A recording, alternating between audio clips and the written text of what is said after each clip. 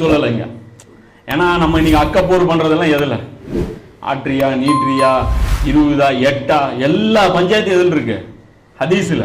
ஆனா குரான்ல பாத்தீங்கன்னா நாம தொடர்றதே கிடையாது. குரான்ல நாம பின்பற்றணுங்கிற அந்த நோக்கத்துல நாம படிக்கிறதே கிடையாது. ஒரு சில வசனங்கள் மட்டும் கடந்து போயிடும்.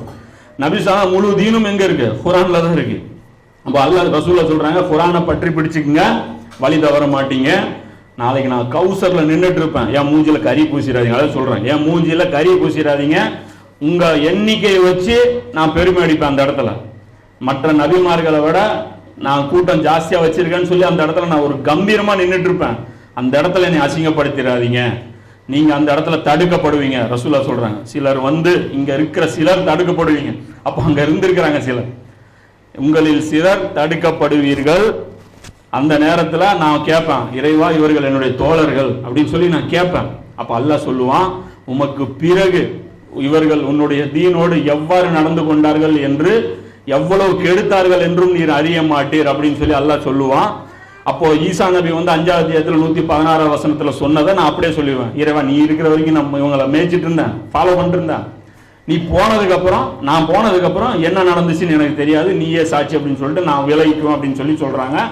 அப்போ நபி ஸல்லல்லாஹு அலைஹி வஸல்லம் அவர்கள் நம்மளை அந்த தீனுடைய பொறுப்பை கொடுத்திருக்காங்க. இங்கு வராதவர், அதையும் சேர்த்து சொல்றாங்க, இங்கு வராதவர், இங்கு வந்திருப்பவர் வராதவருக்கு சொல்லி விடுங்க சொன்னாங்களா இல்லையா?